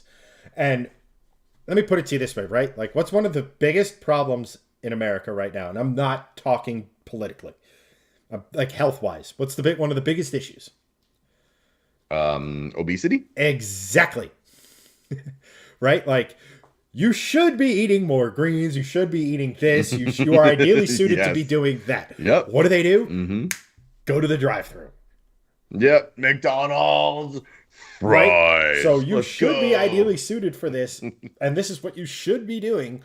But we are human beings, and it goes to Oh Anthony's yeah. other point. You can change the charge rate overnight, much better for the battery in Israel, and wattage was reduced. Yes, you can do that, but remember, and this is probably the most widely quoted thing I say on this stream. It's the George Carlin quote, and it's think of the how dumb the average person is, and then realize that means half the population is dumber than that. So they're Yeah. not going. The majority of people are not going to be like, well, but put it into trickle. No, they're just going to be like, dink, I'm done. Where the hell is my wife with the KFC? Like, you know, Well, that's I have a very similar quote that I use, and it's not a Carlin quote. It's just a person is very smart. You put a person into a situation of survival, most persons will figure out a way to do something. People are very dumb. yeah, the And individual is if you smart. put people together, they are incredibly stupid. So, Well, it's not that. It's that again, even if you have the most intelligent person, there's still going to be that thing in the back of the head, the what if that you were talking about. It's like, let's say we yeah, put it on trickle charge. In 7 hours, it'll be fully charged. I'm going to bed in 2. I'm going to sleep for 8 or whatever. I won't need it, right. theoretically speaking. But what if I do? Right. It's the And what if. It's always the what if you're shopping for. It's and like, like, yeah, but what if you shopped for every other day? That's what you should be doing. it's like, uh, it's just one of those. It's one of those things. I honestly, I'm gonna circle back because I have one more point on this whole like electronic propulsion, and then we'll switch topics to something that is decidedly not electrical propulsion. Um, Doug, I think Studebaker kept making a horse and carriages until around 1917 or so. It wasn't an overnight switch to cars. Right. I mean, back then it That's a was great like point. well, I know the horse, I just feed it, and it's going to get me where I need to go. This newfangled tech horseless carriage is what have you. Steve goes, that's what we need. Basic white girls and EV charging at Starbucks. This goes on to it. That was That your is, Starbucks point. no, I completely remember the point. The piggyback that is a boom industry that people should start thinking about is putting EV charging stations at a Panera, at a Starbucks, at these places. Like, I wouldn't even say like a Dunkin' because people aren't going to spend much time. Usually most people are in and out of Dunkin', right? I'm just gonna set up a chain of coffee shops that's PSLs and electrons, and that's gonna be the name of it. It's just pumpkin spice lattes and EV charging. It's all it is.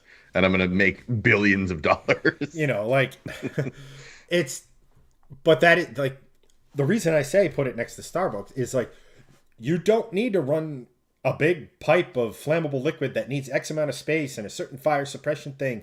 You just need wires, which you already have, Yep. to do that. 100%. Doug, once a year I take a road trip, I need a huge vehicle because renting is impossible.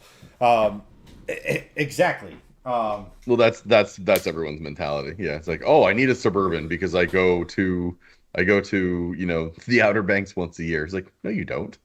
You don't need that at all. Rent the car. Make that part of your vacation budget, and then you just have a wagon and you're done. Or just, And it's cheaper in every conceivable way. Doug, to your winter tire thing, he goes, but you should do a snow tire 240 video versus a pull tire summer tire video. I mean, Oh why God, not? no! Why not a winter? I don't want my Polestar crashing into a curb. Why not one up it and just do 705 wheel horsepower Mustang on winter tires versus all season tires in a family wagon? That would be fine. I would be okay with that because I could stop. Andrew Kaiser goes, people act like they need to drive from New York to LA all the time. 200-mile range does the trick. It 100% Hmm. does. And again, it just goes back to the what if, or the at no certainty am I taking a step, or at no point am I taking a step back in convenience. Right now I can get in my car and I can drive to LA. I'm not going to, but I can. But I could. And that Yeah. is the thing. Like, um, Right.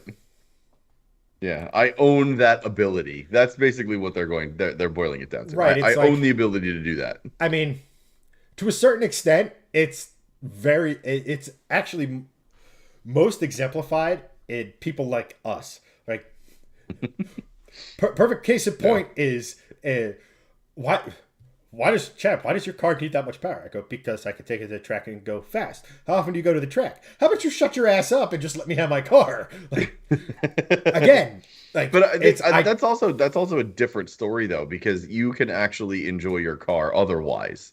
It's not you don't have to bring it to the track to enjoy it. And I think that's a right, big difference between enthusiasts and general consumers is I don't have to wring this car out to 10 tenths to enjoy it. Neither do you. right, You but have the oral experience, you have the manual transmission, you have the speed if you really want to. You can do burnouts, yada yada. There's other ways to enjoy that car. The way to enjoy a Suburban is to use it as a vehicle that drives to Florida. That's it. well, the thing is if you have a Suburban, there is you the enjoyment is that it's big, body on frame, and unless someone's driving at you in an H1, you win. Well, correct. You Yeah, I know mean, that there is the safety aspect there. Yes, I'm not even talking about the but safety aspect. Again, it's one of those. Well, I could get hit by pick a vehicle, and At any rate, yeah, but like the point I'm saying is like driving around when my car was at 450 wheel horsepower versus what it is now. The driving around enjoyment, the performance to enjoyment doesn't scale, right? Because, right. you know, but that's the thing. It's like you don't need it, but you want it and you like having it. And like that's Yeah, the hurdle of training someone to sit here and think of, no, we're not taking you a step back. It's just an adjustment. You're not like you might put 1,000 miles on your car a year in a road trip, maybe, but that's less than 10% of your usage.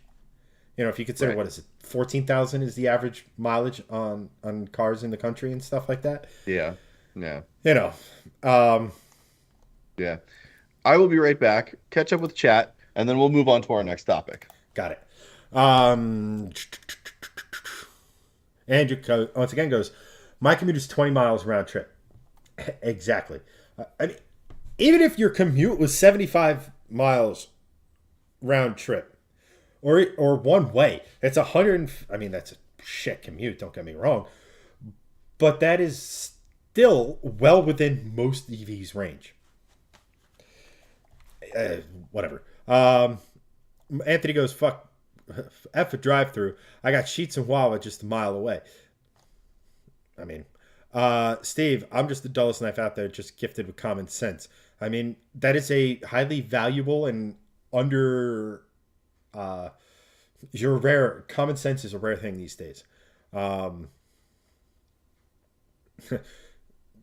just go out on the roads for any extended period of time, and you will sit here um,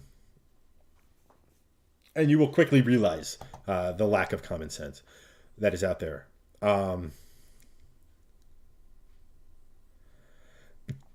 Doug goes, by that line of thinking, we're talking about like the what if. By that thing, most people don't fill their fuel the night before in case they need to rush out in the morning. Yes, but that is a 10 to 15 minute fix versus maybe a 30 to 45-minute fix. Like, not trying to side with these morons, but that's kind of, again, it goes back to we are trained as a people that if I need more fuel, I know where I'm going to go get it. And I know roughly how long it's going to take, etc. So on and so forth. Andrew Kaiser again. Here's an example. I brought a diesel Passat. It could do 750 to 800 miles per tank. It sucked more pumping diesel out of a greasy pump every time. hold on, what am I missing here? Here's the example. How does diesel it sucked more pumping? I'm sorry, Andrew. I might be dim-witted. I get the range thought. I'm not really getting the second part of it. Please elaborate if you can. And Steve goes, Greg Samete, don't get my basic ass excited. Um, I mean, he said it in jest. You're saying it as joking and things of that nature. But it's 100% going to be a thing. It's just who does it first? Who figures it out first? Like, because again, that's the upshot is that to an EV is, hey, I'm going to sit down and have lunch. You again, an app like ideally suited for it. Places like Applebee's, Chili's, even your higher end restaurants or what have you. Come for a bite. It's like a gas and go, right? Instead of going to a gas station, getting a some food of questionable origin, you're now getting a halfway decent meal and a part tank of gas or something like that. Like it, honestly, I like the person who figures out how to do it on a scale that is. I mean, hell, you could probably. I mean, just in my area, there's probably one, two, three, probably at least like five or so places where you could just kind of pop in, and figure it out. Like strip malls, another one. You go grocery shopping, or you go grocery shopping, or like strip malls where you like, you have your, little small food places to, your pizzerias to your delis and things like that. Again, it's a spot where, hey, charge your car while you eat lunch or something like that. Again, it's a business that that I think is going to be kind of a boom because even if we plateau at 1 in 4 cars sold are EVs, obviously depending on your location and demographic. But where I live, I'm seeing more and more Teslas every single day. It's just a fact. So like, I get Tesla has their own little network and things like that, but let's think of it this way, right? Like, someone might start to think that, oh, we could go to this place. Oh, why don't we go to this place? I could get 100 miles of range while we have a sandwich, or while we have a slice, or while we have Chinese, or whatever. So on. Anthony goes, I think Andrew's saying that although diesel's range is really, really good, it was unpleasant to have to pump fuel because the pump handles are typically a lot dirtier. All right, makes sense. New Jersey, so not a problem I have to deal with. So that's why I went. Let's see here, Steve. I see a lot of Teslas down by me in Ocean County, and Rivians. Yeah, I mean, there's no doubt that they're selling more and more, and I think they're knocking on the door of again being 1 in 4 new cars sold every year. So they're not exactly 1 in 4 cars on the road, but you kind of see where we're headed in that kind of aspect. It's it's thing is that typically people who drive electric cars right now are kind of the people you want to sell something to, whether it be some range or whatever your knickknack shop is, right? Like, let's just say you open a sandwich joint and you decide you're going to go with really quality, like really high-end ingredients and things like that. So you got to charge a little more for your sandwiches and stuff like that.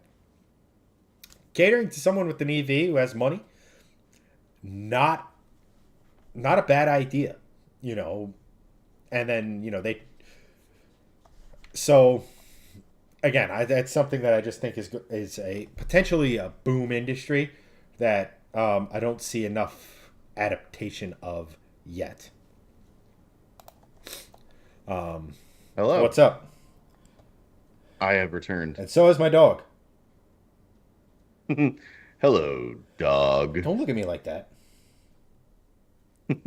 I know, you're usually in bed by this time, but Too bad. Uncle Chad is streaming. well, not for nothing. I'm a night owl anyway, so I haven't gone to bed before midnight. Usually when I sit in this chair and I do work, you just go be a good boy and you go sit and lie down.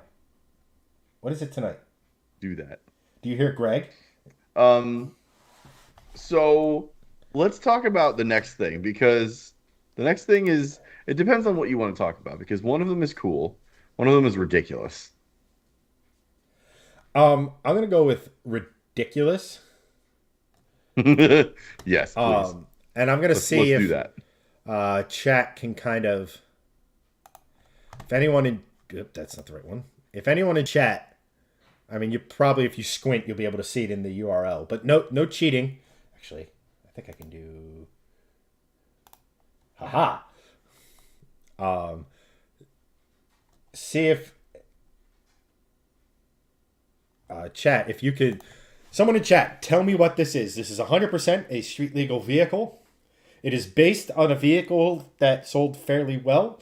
It is made by a major manufacturer, and it It is not a kit car. is not a kit car, even though it has that appearance. Yes. And it is like one of two. It's the Thunder Cougar Falconbird. Oh yeah. Thank you, Steve, for the 100 stars for my basic bitch pumpkin shop. I appreciate that. Or basic bitch pumpkin coffee shop. Appreciate that. I will be starting it with that $1 you just sent me. Thank you. Start my own hotel. Yeah. Gotta love that exchange rate. Yeah. Anthony, I'm already seeing a trend of upscale premium grocery stores and other businesses offering EV charging. Again, it makes sense because most EVs are on the pricier side. So let's get them shopping at our establishment. That's what it should be. Go to the grocery store, plug in your car for an hour, get 50% of charge. Don't have to do it at home. Great plan. Chat, I'll give you a hint. This is powered by a Toyota V8. Oh man. If I was in chat and not on this stream, I would be biblically confused by this, especially with it being powered by a Toyota V8. Why does the front end look like an Eclipse? That's because it does. It does look like an Eclipse, very much so. And this is as it came from the factory. Another hint, it is a homologation special.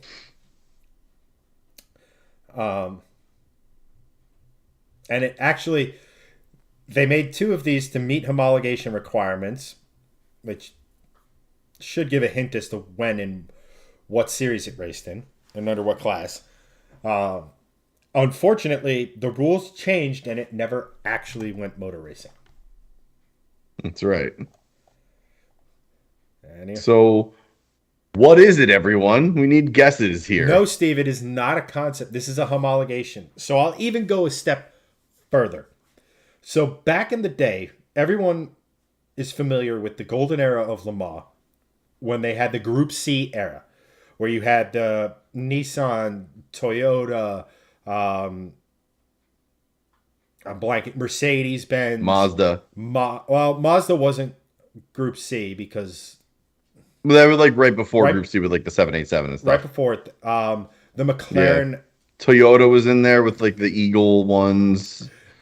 It was like the like late 80s, early 90s IMSA, basically. I don't mean to be pedantic, but Group C and IMSA GTP shared a lot. But Group C and this era of racing, actually, I'm sorry, Group C into GT1, which is what this was, and then GTLM is what it later became. You had to make two road-going versions of the car in order for it to be homologated. To answer your question, Doug, it is Japanese. You had to make two of them. So that's why, like, Nissan, the R390 or whatever it's called, one is sitting in R390. R390. One is sitting in Nissan's Yep. museum, and the other one is in like a private collector who happens to be like either the great great grandkid of Mr. Ni or Mr. San. I forget which one.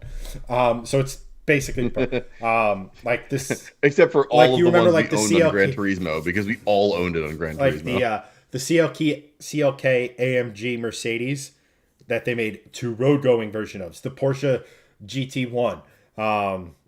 Yeah. Steve has it. This is a stretched MR2 that was built specifically to go racing in the GT1 class with a turbocharged 1UZ V8, but the rules changed to where the rules changed and it never actually got to go racing. Here's it from the front. It looks so janky because, like, look, it's like, oh, So horrible. but this article, the guy apparently actually drives it. But Which is insane, by the way. right, manual box. There's your 1UZ. Like the funny thing here is that like I don't think the street version was turbocharged. Could be wrong. I haven't. But Yeah. it's incredible and like here's what it looked like in its heyday. The Sard. So if you don't know, Sard was the other Toyota factory team back in the day, like with Toms. Everybody remembers the Toms, Castrol, Supras, and things like Yeah. that. Sard was the other one, and they developed this car again to race.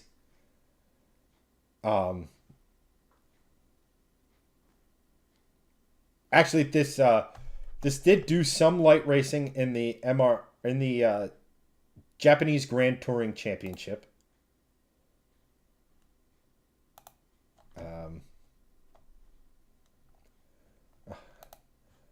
Close. So like here's some more. Fine. Oh, it's gonna make me. It's gonna make me want to log in. Son of a bitch. I don't know how to get. Oh boy.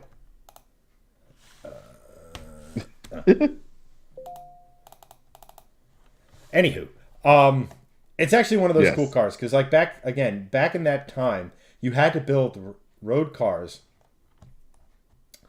and I guess I never thought it actually raced, but according to the post that I can't seem to get back to, oh,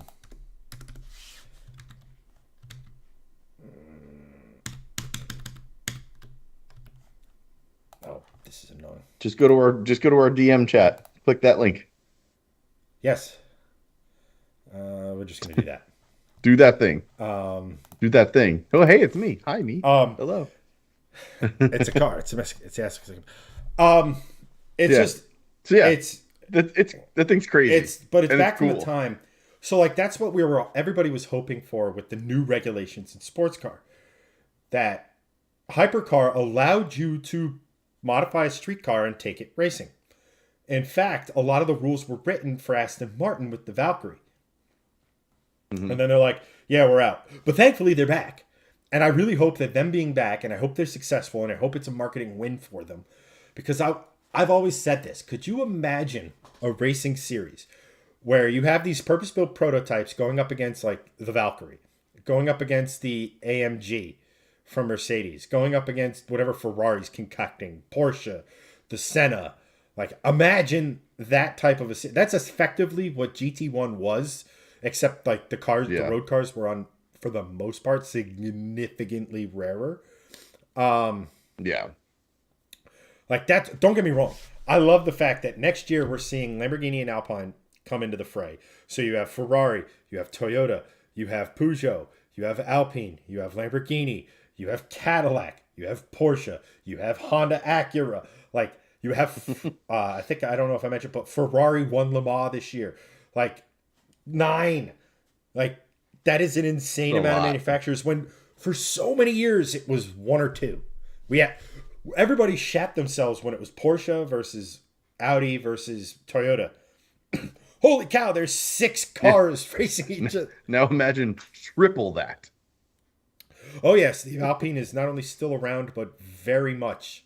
They're coming to the U.S. with a bunch of SUVs. Apparently, Coming to the U.S. with a bunch of they SUVs. also they're also a Formula One team Owned by Pick a Celebrity. Pretty much, yeah. We'll touch on that in the next stream because it's hilarious. The future Mr. Swift just invested. That's right.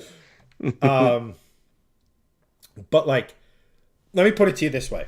I know we have some rally fans here. I know we have some F1 fans here. I know Steve's into NASCAR. The season just ended, so it's hard to get into it. But in January, the season kind of kicks off again. But you should really pay attention to sports car racing because the variety is insane. And it's unlike IndyCar, where it's a spec chassis with effectively with a Honda or Chevy engine in it. NASCAR, I know this might be blasphemy to say, but it's a spec series. Take the bodywork off of it, and you're not going to know what's what. Yeah, they're all the same. I mean, I understand if you take the bodywork off of these prototypes, you're not going to be able to figure it out. But the thing of it is that they don't rely on decals. Like Porsche looks very different from Ferrari, which looks very different from Cadillac, which looks very different from Acura, and so on and so forth. And unlike Formula One, where yes, the chassis are all different, the engines have to follow a formula where the V angle has to be a certain. The bore and stroke is regulated. So everybody basically comes up with the same internals, because if you give a bunch of really high-end engineers a math equation, most of them are going to come up with the same, or give them a problem, most of them are going to use the same equation to figure it out. Right. So, but like the engine, you have turbocharged, like a turbocharged V6, turbocharged V8s, naturally aspirated V8s. Aston Martin's going to show up with a freaking V12. Like, that's just in the prototype ranks. In GT, it's using the GT3 formula, which has even more diversity. V10s, V6s, V8s, turbocharged, naturally aspirated, the lot. Like, the variety of racing is insane. So when Daytona rolls around for the 24, I cannot recommend you guys go check it out enough, because it is, in my opinion, the coolest form of racing. And the fact that manufacturers are starting to buy in at its highest level now just makes all the difference in the world. And it's such a cool time for that sport. And like I said, I'd recommend everybody check it out. Yeah, agreed. I mean, I know NASCAR is like spec series, but imagine if NASCAR had 9 different manufacturers in it.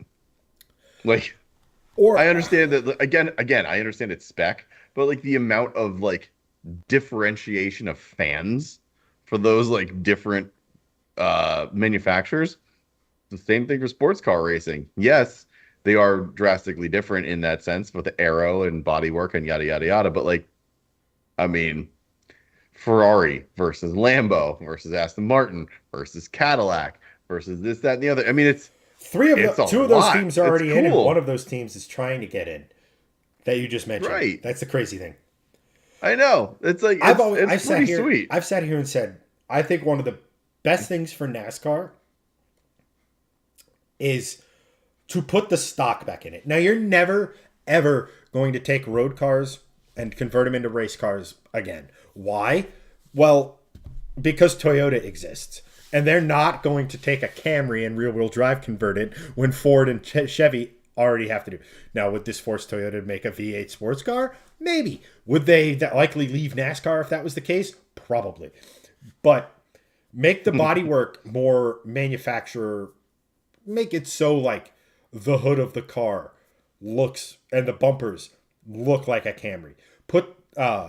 And then allow the manufacturers to use their most utilized V8. Chevy, it's a big lumpy pushrod V8. That's awesome. Stick with it. But allow Ford maybe to run a Coyote or a Coyote variant. Right. But they can only run... That would be very cool. Like, let's say a pushrod can be 6 liters. A double overhead cam engine can only be a maximum of 5 liters or 5.2, whatever the ratio is, right? Like there's people, they're figuring it out in V8 supercars. If those upside down bastards can figure it out, we can too. And then just imagine if you sat here and then said, look, I understand the appeal of NASCAR is a bunch of V8s screaming around the track. I get that. But imagine if you allowed like engine diversity to where maybe like a Turbo 6 could enter the fray. Now all of a sudden, maybe a Nissan takes a look at it. Maybe a European, because like, not for nothing, I've been going back and rewatching, I think it's the 2014 Bathurst 12 hour. And in that, over there, you had Holden versus Ford versus Volvo versus Nissan versus Mercedes. So if Mercedes can see value in like a touring car series like that, maybe they see a little value. I understand NASCAR is blue collar, but like, let's face it, I know a lot of people, biggest NASCAR fans, people with some money. Like, just imagine that. And if you just relax the engine regulations and then just said, you know what, if we're going to do stage racing, we're only going to do it at the tracks like a Chicago or an Iowa or a Nashville, tracks with no heritage. Mm-hmm. And then we're just going to break it up and it's going to be heat racing. So that, like a Friday night down at your local short track. Like, I think you do those and you award points for it. And then you have heat racing, then you have road racing, then you have short track, then you have 1.5 mile, 2 mile, intermediate tracks. And then the diversity of track, even though a majority of them are going to be ovals, is massive. Yeah. The racing's different. If Formula One can have sprint races every now and again, NASCAR can institute heat racing. And honestly, you bring that in, then now all of a sudden you have the good old boys are going to sit here and go, well, that there's overhead cam engine or that there V6 or whatever. It ain't no man. Like, rivalries start to form. People start to get interested. People are like, I haven't watched NASCAR in a while, but I want to see this V8 kick this V6's ass. Or on the vice versa. Right. I never was into NASCAR, but man, there's a V6 in NASCAR? Because 6-cylinders have raced and 12-cylinders have raced in NASCAR in the past. Someone wrote that I think a Jaguar raced at Riverside one year, like an E-Type. That's crazy. So there's a precedent for this. Like, imagine if you took the best of Trans Am, the best of NASCAR, the best of V8 supercars, and just sort of smooshed it together to where now all of a sudden it's interesting. To the average person, every single NASCAR is the same. And spec racing turns a lot of people off. Yeah. So. Yeah, NASCAR is more about the drama at this point than the cars. Well, it's all about their success starting in the 80s, late 70s, early 80s. Their success became driver, not car. Right. Right. And like Dale Earnhardt took it to another level. And then you had you had Earnhardt fans or Gordon fans, like all these different names. Like people were fans of drivers, like yep. Whereas I think if you could bring in some of the car and introduce, because like right now the biggest thing with NASCAR, I think the biggest problem with it was about the drivers. And Kyle Busch is the closest thing to a driver with a personality in that sport right now. Accurate. Has been for a while. And like Doug, Steve goes, the 6-cylinder Jag won the race. There you go. Hudson won a race with a 6 as late as the 1950s. Again, like, I like the fact, like, I think NASCAR and V8 supercars had a generational change to their cars at about the same time. I think it would have been amazing if they got together and said, okay, what do we need to make a mother chassis that can be used in the States and used in Australia or Australasia where they race and stuff, that minor modifications a car can race in either series. Right. How cool would it be if there was an open date and let's just say Hendrick got a couple of his cars or Gibbs got a couple of his cars and they went and raced at the Bathurst 1000? Yep. That would be sick. Like, imagine that. Or like, how cool would it be to see like I mean, you already saw like why am I drawing a blank on his name? One at Chicago. A Shane Van Gisbergen come Oh, over yeah, and yeah, race, yeah. right? But like, you have Jamie Whincup over there, who's won a shit ton of championships, one of the most successful. Craig Lowndes. You have all these other guys who are superstars over there. How cool would it be to see them come over and like, Yeah. oh, well, we could go race at Watkins Glen because our car, all we have to do is blah blah blah, and we can go over there. Not, don't get me wrong, that's a 6 month endeavor between shipping car and like, I get it, but like, Sure. I think that was a missed opportunity because like NASCARs are transaxle now. They're sequential. They have 6 gears. Why, I don't know. Like, for outside of a road course, they're only using 2 gears really at most. I was just gonna say that you're using mostly one. Like Right. it's not more than two basically. But every now and again, you hear about a guy who's shifting at like a short track or like an intermediate track or something. Like you hear Sure. it, right? And like, not for nothing, I'm kind of surprised people haven't like at a Daytona, like they do at Indy, where they have 1 through 5. Fifth gear is your max speed with nobody, and then you have sixth gear, which you can then pop into for the draft. Right. I'm surprised. I don't know if there's rules against it or what have you, but like, I'm kind of surprised nobody's really done a lot of that. So, let's see here. Because if Hendrick was able to send a NASCAR Camaro to Le Mans, other manufacturers should get a one-time shot in NASCAR. I maintain that there should be a Garage 56, 57, 58, and you have a Chevy, a Ford, and a Toyota, and you have a mini class at Le Mans with 3 of them. I think that would explode. That'd be sweet. That would be sweet. You know, I think that would be insane. I mean, Yeah. I without a doubt, but I don't know what 24 is. Garage 56 is this year, but like Mission 24 just released a new what their new car is going to be. And if you don't know Mission 24, they're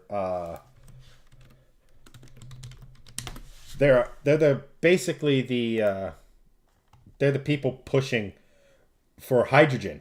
And this was something actually we were going to touch on. I was going to touch on in a minute when we were talking about EV stuff. But not that I want to go back to that full-fledged conversation. Please, for all love of God, no. But they're the ones doing it, and they've done races here and there, and then I think in I think in 26, 26 or 25, there's going to be a all hydrogen class at Le Mans. Like all hydrogen class? Seriously? I don't know. That's interesting.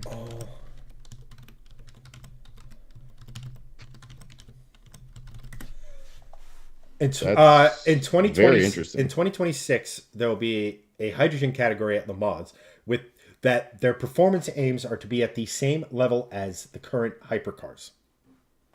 Wow, that's interesting. So, like when we were talking about hydrogen, you were talking about like, you know, what is people's what do people have fear with hydrogen? And it's, you know, Hindenburg is effectively it. Right. Even though there's, if you ever watch the Mythbusters, there's a prevailing theory that the outside of that ship was, they inadvertently made thermite, which made it go up as, because usually hydrogen is a gas, it just goes boom. Yeah. It doesn't, it's not a slow burn. But yeah, so like a hydrogen class, and then like inevitably there'll be an accident and be like, look, safe, or look, okay, that set that back 20 years. Yeah. Yeah. But yeah, like an H20 on Mission 24 has like the spec chassis at the moment. I don't know. It's Mission 24 and Toyota are the two to adopt it at this moment in time. So I mean that means we're 2 Le Mans in 3 Le Mans we will have it. Now they piggyback this with saying that they want the top class to only be hydrogen by 2030. Will that happen? No. Um, just they're going to take a look at and see the popularity of the current hypercar slash Yeah. IMSA LMGT or LMP. No, LMGT GTP. There it is. They're going to see that success of that, and I make you a bet that these hydrogen cars replace what is the current. Now they want it to be at the same level as hypercar, which doesn't take a lot because it's not like the LMP1 days where they were basically more advanced than the space shuttle and cost millions, hundreds of millions of dollars. Yeah. So and they kind of slowed them down a little bit, so like meeting that target's a lot easier now. But LMP2 is kind of a dying class. I could see this hydrogen class kind of taking over for it. But it's interesting. Like hydrogen motorsport has come now. Not for nothing. I feel like this would be much much much better suited to say replace Formula E. Makes a lot more sense there than Look, the first 2 seasons of Formula E were really good. And after that, it got real boring real fast. because every track looks the same because they're all street circuits. So Correct. I don't care if you're in the middle of fucking Paris, and obviously Paris looks different than London. That looks different than this. That did. Street circuits all look the same. And until they're able to, but they do street circuits because they can make them small and make the cars look fast. Right. Right. That's why they do it. So, well, yeah, of course. But I think when they were on the bill with Formula One, the best racing at Monaco was the Formula E cars, not the F1 cars. Because modern F1 cars are not suited for Monaco, but Formula E cars are slow enough that they're smaller. Right, exactly. Yeah, they're a lot better suited for a track like that. Modern Formula One cars, I mean, even anything from 1990 plus, maybe even 90, maybe 95 plus, it's just it's not a track for Formula One cars. It just isn't. No. I actually watched an interesting video, and if you don't watch Josh Revel on YouTube, I highly recommend you check him out. He's either Australian or New Zealander, but he does like motor racing videos, a lot centering around. And he did what would be the best change for Monaco, and it's like where the hairpin is now, where the track kind of does like this, and it's really sharp. Well, he said make a bridge to go to from the corner preceding, and have a 360 on itself underneath, so it goes to where corner exit is now. Yeah, and then corner exit goes underneath it. So like that gives you a long enough and a big enough space to where you could have passing or something like that. Hang on 1 second. I'll be right back. Like Ryan goes, in reality, hydrogen put the oil companies out of business. Let me put it to you this way. If there's a way to work around so like back in the day, steam powered cars sold against internal combustion cars, and they legitimately said you could have a steam car or an explosion car, right? Well, hydrogen has to fight through that Hindenburg-y explosively, like, right. I mean, has to fight through that. But like, here's the thing with fuel cells and things like that. Fuel cell development, while it's progressing, is not even coming close to progressing at the rate that battery tech is. Not for nothing, the Holy Grail battery is a 1-to-1 efficiency to lithium ion sodium or a solid state sodium ion battery tech. Because what do you need for sodium?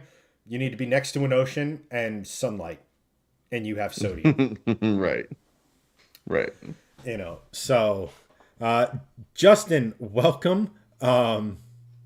And welcome Ryan as well, as Steve has brought a new person to the stream. Welcome, Ryan. Good on you, Thank you for joining. And Justin, as always, welcome back, good sir. Thank you, both of you guys, for joining. Ryan, welcome in. Ryan says, in reality, hydrogen will put oil companies out of business on a long enough time frame. You are 100% correct, I think. Um, Plus, oil will run out too, so that will also put them out of right. business I mean, on a long enough timeline. right. About how far down you want to go on the Hydrogen, timeline. yeah, It hydrogen really is comes abundant and it won't run out anytime soon. it really comes down to it. Like, do we need? I think um, I think we're gonna hydrogen fuel cell versus battery tech really comes down to, can you make fuel cell technology a little less expensive, and then can you get people to buy into the fuel, because it solves all of the stuff we were talking about before with EV, whether Right? you know Yeah. uh, grid strain on grids, refueling. Um, it's Yeah. legitimately, if you can dodge a wrench, you can drive a hydrogen powered car, right? Like if you could drive a normal car, you can drive one of those. You know, Yes. fellow Mustang owner Ryan. Let's hear Welcome. the real issue is trusting the public, keeping themselves from blowing themselves up. Look at waste management; they use CNG to run their waste trucks. Not to mention those are diesel. Yeah, but hydrogen is water. Water's everywhere. It's just a matter of splitting the atoms apart, like selling witchcraft to the public. And look how that went back in the day. That's the other thing, right? Like, so obviously you need electricity to split hydrogen from oxygen and water, and combining them makes electricity. You know, I don't know what the rate of energy return is. So, like, let's just say hypothetically you have a refinery. How much energy does it use? We'll just say, how many watts of energy does it use? Now, if we plop that same wattage down into producing hydrogen, how much fuel do we end up with? That's another thing. Um, Yeah. I I mean, honestly thought for the longest time, and there were companies that were doing this. Like Ford was there, um, uh, working on this, and that is hydrogen power in internal combustion. Um, which the problem with hydrogen only internal combustion is you have no way of cooling the engine, so you don't have the cooling effects that fuel has. And like one of the first things that cools your engine is actually the fuel, uh, right. which is one of the things.